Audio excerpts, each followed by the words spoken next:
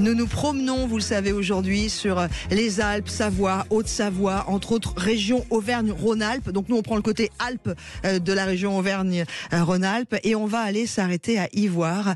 Très beau village. Un village qui nous fait rêver, moi qui m'a fait rêver et qui a fait rêver Jules et Adrien qui m'a proposé d'en parler aujourd'hui parce qu'on est sur les bords du lac Léman. C'est une cité médiévale et on va en parler avec notre directrice de l'Office du tourisme intercommunal Destination Léman. C'est Carole Tulpin qui est avec nous. Bonjour Carole. Oui, bonjour Laurent, vous allez bien? Très bien, vous avez une jolie voix qui est très agréable. Merci. Alors évidemment, c'est vrai que les Alpes, la Savoie, la Haute-Savoie, ce sont des destinations rêvées l'été également. Les bords du lac Léman, s'il en est, on y trouve tout, de l'eau, de l'altitude, de la beauté, de la fraîcheur et Ivoire, ce magnifique village. Tout à fait, donc Ivoire est situé sur la rive française du Léman, donc entre Thonon et Genève, donc à mi-parcours à peu près. Ivoire est une cité médiévale, donc 14e siècle, qui fait partie de l'association des plus beaux villages de France, donc de la prestigieuse association, et également qui est ville et village fleuri, donc lauréat 4 fleurs. Là, on est vraiment sur un des plus beaux villages de France. Exactement. On fait partie de l'association des plus beaux villages de France depuis la création de l'association, donc dans les années 83 exactement.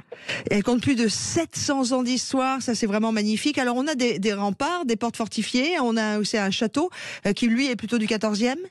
Tout à fait. Donc en fait, Ivoire, c'est un village à peu près de 1000 habitants. Et au cœur de ce village, donc on a la cité médiévale, donc qui date du XIVe siècle. Donc une cité médiévale qui a été fortifiée par le comte Amédée V, Amédée de Savoie, donc en 1306. Donc Amédée V, en fait, quand il a obtenu le village d'Ivoire, l'a tout de suite fortifié, puisque Ivoire a une position stratégique sur le Léman. En fait, je ne sais pas si vous voyez, c'est une pointe qui s'avance dans le Léman. Et à l'époque, donc sur le Léman, tout se faisait, les batailles, le commerce, etc. Donc c'était vraiment très stratégique. Donc Amédée V a tout de suite fortifié donc cette petite perle en montant des remparts et en créant un château. Oui, c'est incroyable. Et d'ailleurs, derrière ce château, il y a ce magnique jardin également à découvrir en se promenant à Ivoire. Tout à fait. Donc là, vous parlez effectivement du jardin des Cinq Sens, qui est classé label jardin remarquable par le ministère de la Culture. Donc le jardin des Cinq Sens, c'est l'ancien potager en fait du château, qui a été reconstitué donc par ses propriétaires il y a une trentaine d'années sous forme d'un labyrinthe végétal dans lequel on est invité à se perdre. Donc se perdre comme vous l'imaginez dans les jardins médiévaux. Donc il est en plusieurs parties. La thématique qui a été choisie pour ce jardin, donc c'est les 5 sens. Donc vous avez 5 parties en fait qui sont dédiées à chacun des sens. Donc on vous invite à toucher les plantes. Donc on a différentes structures, des plantes qui piquent, des plantes qui sont douces. On vous invite à déguster aussi donc des fruits ou même des feuilles, ce qui peut être surprenant. Vous avez également l'ouïe avec une volière, vous avez les couleurs avec un jardin sur des camaïeux de bleu qui est juste magnifique. Enfin voilà, c'est un jardin qui est ouvert donc du mois d'avril jusqu'au mois d'octobre et c'est vrai que je vous invite à le découvrir. Alors évidemment, dans toutes les activités que l'on va pouvoir pratiquer pour ces périodes estivales, il va falloir qu'on profite du lac Léman parce que on peut aller évidemment à Ivoire profiter de cette histoire médiévale, de ce château, de l'église qui n'est pas moins exceptionnelle, d'aller se promener, d'aller découvrir les petites boutiques et puis évidemment les adresses gourmandes. Et puis après on prend le bateau, prendre un petit peu large. D'ailleurs, ça nous permet de voir Ivoire de loin. Pardon, excusez-moi, c'est voir Ivoire de loin, c'est pas mal. Mais c'est surtout qu'il y a pas mal d'activités aquatiques également, et ça c'est plutôt chouette. Et la découverte de la faune et de la flore du coin. Tout à fait.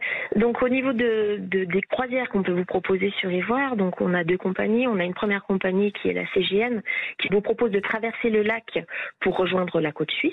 Mais on a également donc un autre bateau, donc premier bateau hybride à passagers sur le Léman, donc qui a été en service depuis cette année, qui propose des croisières découvertes donc qui sont commentées de 45 minutes ou d'une heure au large d'Ivoire. Et c'est vrai que vous avez un point de vue après sur toute la rive française et sur les Alpes qui est juste magnifique. Et puis je conclurai simplement pour l'effet, si vous n'êtes jamais allé sur les bords du lac Léman, l'effet lac Léman, l'hiver bien sûr, mais l'été particulièrement, c'est qu'on décroche de tout, on s'apaise totalement, il y a des chemins de randonnée, vélo, pédestre ou tout autour du lac qui vous permettent de lâcher prise par rapport à tout ce qui se passe dans vos vies, d'apprécier le moment. C'est vraiment un endroit qui apaise et voilà, je voulais partager cette expérience que j'ai eue moi des bords du lac Léman. À proximité d'Ivoire, juste juste à l'entrée du village. On a d'ailleurs un espace qui est magnifique, le domaine de Rovorey-la-Châtaignière, qui est un espace naturel sensible, donc qui appartient au conseil départemental de la Haute-Savoie et au conservatoire du littoral. Et là, vous avez des petits chemins, vous pouvez arpenter donc cet espace riche en faune et en flore, et vous êtes directement au bord du lac. C'est vraiment un poumon vert magnifique. C'est magnifique. Allez tous sur les bords du lac Léman et particulièrement arrêtez-vous à Yvoire, Y-V-O-I-R-E. Voilà, et on vous remercie Carole d'avoir été avec nous, directrice de l'Office de tourisme intercommunal destination Léman, et qui nous a parlé de Yvoire à aller découvrir d'urgence. Il a lui aussi plein de bons plans balades, sorties, étapes de l'été, mais aussi l'hiver. Il s'agit de Stéphane Zeremeta, directeur éditorial du Petit Futé. Bonjour Stéphane. Bonjour Laurence. Comment ça va? Je vais vous envoyer dans les airs complètement. Vous allez voir, c'est une petite sélection de choses atypiques à faire en Haute-Savoie. Notamment, on va rester du côté d'Annecy. C'est génial, avec l'eau, bleu lagon, c'est incroyable. On fait habituellement le tour à pied, à vélo, mais il y a une activité assez folle à faire. C'est passer une nuit dans un lit suspendu sur une falaise, juste au-dessus du lac. Alors c'est quand même on fait une petite randonnée, on descend en rappel. Bon, déjà c'est un peu difficile, et là on va se retrouver sur une première terrasse naturelle. C'est là où on va déguster notre petite fondue savoyarde. Et puis en plein été aussi. Après avoir fait la descente en rappel, vous avez faim, même si c'est l'été. Non, et puis il peut faire un tout petit peu frais au bord du lac en fin de journée. Et donc du coup, c'est vrai que c'est incroyable, parce que le matin, vous profitez d'un lever de soleil avec petit déjeuner dans les airs. La vue sur le lac, vous imaginez, est plus qu'imprenable. Par contre, il ne faut pas avoir le vertige, sinon vous n'allez pas dormir de la nuit. Alors ça, c'est la première étape que vous nous proposez, avec dormir au-dessus du lac d'Annecy. Et là, maintenant, on va se promener du côté de Châtel. Oui, alors là c'est pour tester le fantasticable. Alors à Chapelle, on va pouvoir là aussi se lancer dans le vide.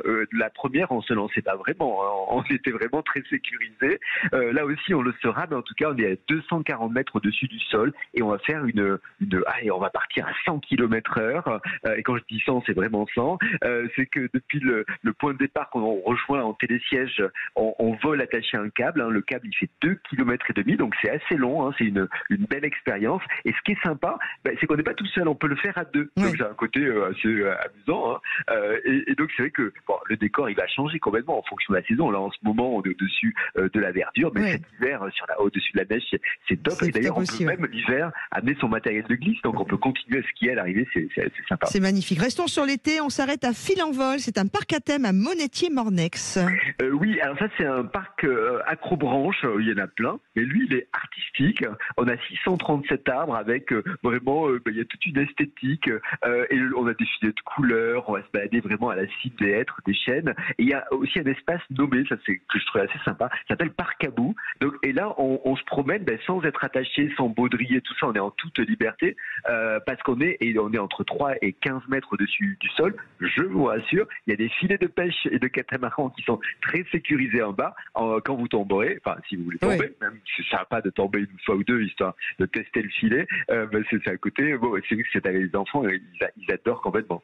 Eh ben, on conclut avec l'aiguille du midi, un rendez-vous incontournable. Bon, là aussi, mais aucune sensation, si ce n'est la sensation de ville. Alors, c'est quand même le site incontournable du massif du Mont Blanc, 3842 mètres. Depuis le sommet, on a une vue sur toute la vallée alpine absolument dingue. Et il y a une activité assez sympa, et ça s'appelle le pas dans le vide.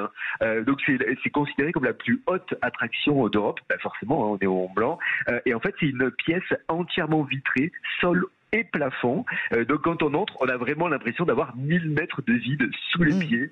Donc voilà, c'est vrai que la Haute-Savoie, c'est assez dingue, on va pouvoir vraiment bien s'éclater. La montagne, c'est quelque chose d'assez extraordinaire. Merci beaucoup Stéphane Zeremeta d'être intervenu pour nous donner les étapes du Petit Futé. Merci beaucoup.